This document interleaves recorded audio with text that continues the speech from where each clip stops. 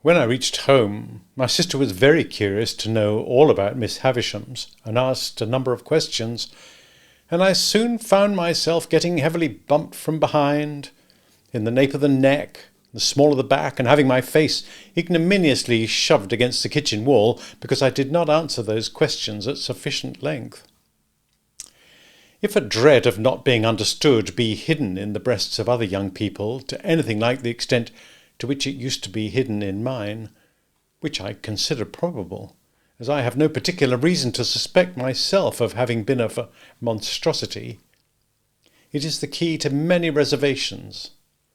I felt convinced that if I described Miss Havisham's as my eyes had seen it, I should not be understood.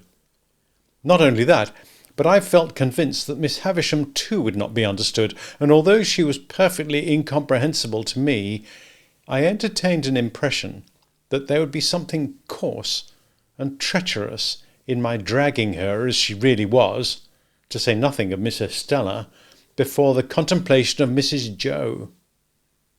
Consequently, I had as little to say as I could, and had my face shoved against the kitchen wall. The worst of it was that the bullying old Pumblechook, preyed upon by a devouring curiosity to be informed of all I had seen and heard, came gaping over in his chaise cart at tea-time, to have the details divulged to him. And the mere sight of the torment, with his fishy eyes and mouth open, his sandy hair inquisitively on end, and his waistcoat heaving with windy arithmetic, made me vicious in my reticence. "Well, boy," Uncle Pumblechook began, as soon as he was seated in the chair of honour by the fire, "how did you get on uptown?" I answered, "Pretty well, sir." And my sister shook her fist at me. "Pretty well?" Mr. Pumblechook repeated. "Pretty well is no answer. Tell us what you mean by pretty well, boy." Whitewash on the forehead hardens the brain into a state of obstinacy, perhaps. Anyhow, with whitewash from the wall on my forehead, my obstinacy was adamantine. I reflected for some time and then answered as if I had discovered a new idea. "I mean, pretty well." My sister, with an exclamation of impatience, was going to fly at me. I had no shadow of defence, for Joe was busy in the forge when Mr. Pumblechook interposed with, "No, don't lose your temper. Leave this lad to me, ma'am. Leave this lad to me." Mr. Pumblechook then turned me towards him, as if he were going to cut my hair, and said, "First, to get your thoughts in order, 43 pence. I calculated the consequences of replying £400 and finding them against me, went as near the answer as I could, which was somewhere between 8 pence off.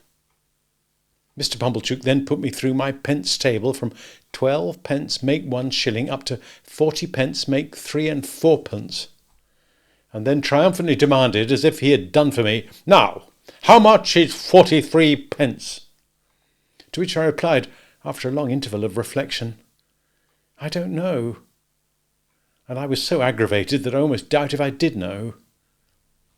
Mr. Pumblechook worked his head like a screw to screw it out of me, and said, "Is 43 pence 7 and 6 3 farthings, for instance?" "Yes," said I. And although my sister instantly boxed my ears, it was highly gratifying to me to see that the answer spoiled his joke and brought him to a dead stop. "Boy, what like is Miss Havisham?" Mr. Pumblechook began again when he had recovered, folding his arms tight on his chest and applying the screw. "Very tall and dark," I told him. "Is she, uncle?" asked my sister. Mr. Pumblechook winked assent, from which I at once inferred that he had never seen Miss Havisham, for she was nothing of the kind. "Good," said Mr. Pumblechook conceitedly. "This is the way to have him. We're beginning to hold our own, I think, mum." "I'm sure, uncle," returned Mrs. Joe. "I wish you had him always. You know so well how to deal with him." "Now, boy, what was she a-doing of? when you went in today?" asked Mr. Pumblechook. "She was sitting," I answered, "in a black velvet coach." Mr. Pumblechook and Mrs. Joe stared at one another, as they well might, and both repeated, "In a black velvet coach?"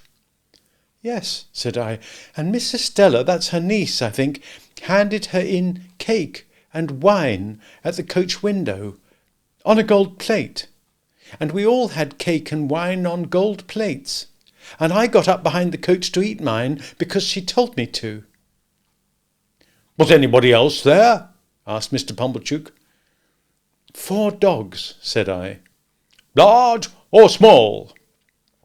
"Immense," said I, "and they fought for veal cutlets out of a silver basket."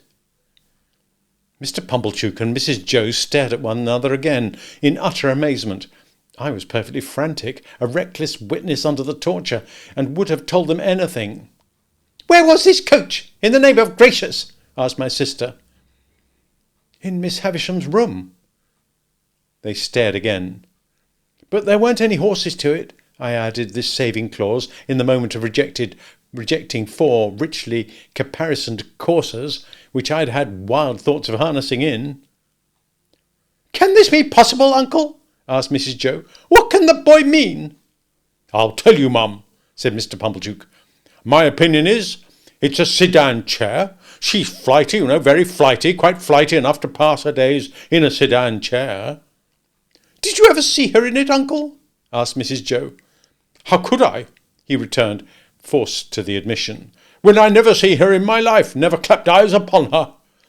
"Goodness, uncle, and yet you have spoken to her?" "Don't you know," said Mr. Pumblechook testily, "that when I have been there, I have been took up to the outside of her door, and the door has stood ajar, and she has spoken to me that way. Mum, howsoever the boy went there to play, what did you play at, boy?" "We played with flags," I said. I beg to observe that I think of myself with amazement when I recall the lies I told on this occasion. "Flags!" echoed my sister. "Yes," said I. "Estella waved a blue flag, and I waved a red one, and Miss Havisham waved one sprinkled all over with little gold stars out at the coach window, and then we all waved our swords and hurrahed." "Swords!" repeated my sister. "Where'd you get swords from?" "Out of a cupboard," said I, "and I saw pistols in it, and jam, and pills. And there was no daylight in the room, but it was all lighted up with candles." "That's true, mum," said Mr. Pumblechook, with a grave nod. "That's the state of the case, for that much I have seen myself." And then they both stared at me, and I, with an obtrusive show of artlessness on my countenance, stared at them, and plaited the right leg of my trousers with my right hand. If they'd asked me any more questions, I should undoubtedly have betrayed myself, for I was even then on the point of mentioning that there was a balloon in the yard, and should have hazarded the statement but for my invention being divided between that phenomenon and a bear in the brewery. They were so much occupied, however, in discussing the marvels I had already presented for their consideration that I escaped. The subject still held them when Joe came in from his work to have a cup of tea, to whom my sister, more for the relief of her own mind than for the gratification of his, related my pretended experiences. Now, when I saw Joe open his blue eyes and roll them all round the kitchen in helpless amazement, I was overtaken in penitence. But only as regarded him, not in the least as regarded the other two. Towards Joe, and Joe only, I considered myself a young monster, while they sat debating what results had come to me from Miss Havisham's acquaintance and favour. They had no doubt that Miss Havisham would do something for me. Their doubts related to the form that something would take. My sister stood out for property. Mr. Pumblechook was in favour of a handsome premium for binding me apprentice to some genteel trade. Say, the corn and seed trade, for instance. Joe fell into the deepest disgrace with both for offering the bright suggestion that I might only be presented with one of the dogs, who had fought for the veal cutlets. "If a fool's head can't express better opinions than that," said my sister, "and you have got any work to do, you'd better go and do it." So he went. After Mr. Pumblechook had driven off, and when my sister was washing up, I stole into the forge to Joe and remained by him until he had done for the night. And then I said, "Before the fire goes out, Joe, I should like to tell you something." "Should you, Pip?" said Joe, drawing his shoeing stool near the forge. "Then tell us. What is it, Pip?" "Joe," said I, taking hold of his rolled-up shirt sleeve and twisting it between my finger and thumb, "do you remember all that about Miss Havisham's?" "Remember?" said Joe. "I believe you. Wonderful." "It's a terrible thing, Joe. It ain't true." "What are you telling of, Pip?" cried Joe, falling back in the greatest amazement. "You don't mean to say it's—" "Yes, I do. It's lies, Joe." "But not all of it. Why, sure you don't mean to say, Pip, that there was no black velvet— ouch!" For I stood shaking my head. "But at least there was dogs, Pip." "Come, Pip," said Joe persuasively. "If there weren't no veal cutlets, at least there was dogs." "No, Joe." "A dog?" said Joe. "A puppy?" "Come." "No, Joe, there was nothing at all of the kind." As I fixed my eyes hopelessly on Joe, Joe contemplated me in dismay. "Pip, old chap, this won't do, old fellow. I say, where do you expect to go to?" "It's terrible, Joe, isn't it?" "Terrible?" cried Joe. "Awful! What possessed you?" "I don't know what possessed me, Joe," I replied, letting his shirt sleeve go, and sitting down in the ashes at his feet, hanging my head. "But I wish you hadn't taught me to call knaves at cards jacks. And I wish my boots weren't so thick, nor my hands so coarse." And then I told Joe that I felt very miserable, that I hadn't been able to explain myself to Mrs. Joe and Pumblechook, who were so rude to me, and that there had been a beautiful young lady at Miss Havisham's who was dreadfully proud, and that she had said I was common, and that I knew I was common, and that I wished I was not common, and that the lies had come of it somehow, though I didn't know how. This was a case of metaphysics, at least as difficult for Joe to deal with as for me. But Joe took the case altogether out of the region of metaphysics, and by that means vanquished it. "There's one thing you may be sure of, Pip," said Joe, after some rumination, "namely, that lies is lies. Howsoever they come, they didn't ought to come, and they come from the father of lies, and work round to the same. Don't you tell no more of 'em, Pip. That ain't the way to get out of being common, old chap. And as to being common, I don't make it out at all clear. You are uncommon in some things. You are uncommon small. Likewise, you're an uncommon scholar." "No, I'm ignorant and backward, Joe." "I see what a letter you wrote last night. Wrote in print even. I seen letters, some from gentlefolks, that I'll swear weren't wrote in print," said Joe. "I've learnt next to nothing, Joe. You think much of me. It's only that." "Well, Pip," said Joe, "be it so or be it so'n't, you must be a common scholar afore you can be an uncommon one, I should hope. The king upon his throne, with his crown upon his head, can't sit and write his Acts of Parliament in print without having begun, when he was unpromoted prince, with the alphabet." "Ah," added Joe, with a shake of the head that was full of meaning, "and begun at A too, and worked his way to Z. And I know what that is to do, though I can't say I've exactly done it." There was some hope in this piece of wisdom, and it rather encouraged me. "Where there are common ones as to callings and earnings," pursued Joe reflectively, "mightn't be the better at continuing for a keep company with common ones, instead of going out to play with uncommon ones. Which reminds me to hope that there were a flag, perhaps? No, Joe. I'm sorry there weren't a flag, Pip. Whether that might be or mightn't be is a thing as can't be looked into now without putting your sister on the rampage. And that's a thing not to be thought of as being done intentional. Look'ee here, Pip, at what I said to you by a true friend, which this to you the true friends say.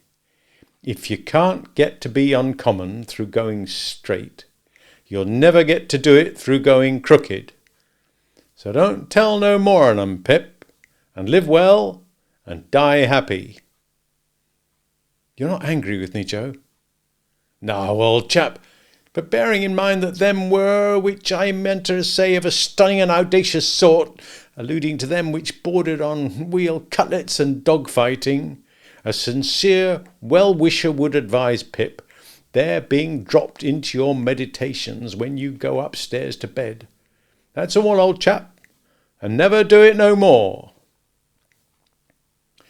When I got to my little brougham and said my prayers, I did not forget Joe's recommendation.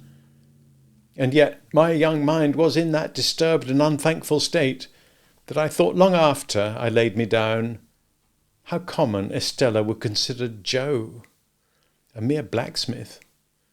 How thick his boots, how coarse his hands.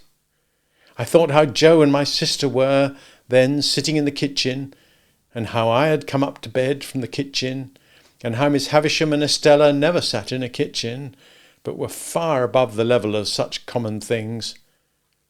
I fell asleep recalling what I used to do when I was at Miss Havisham's, as though I'd been there 3 weeks or months instead of hours, and though it were quite an old subject of remembrance instead of one that had arisen only that day. That was a memorable day to me, for it made great changes in me. But it is the same with any life. Imagine one selected day struck out of it, and think how different its course would have been. Pause, you who read this, and think for a moment of the long chain of iron or gold, of thorns or flowers, that would never have bound you, but for the formation of the first link on one memorable day.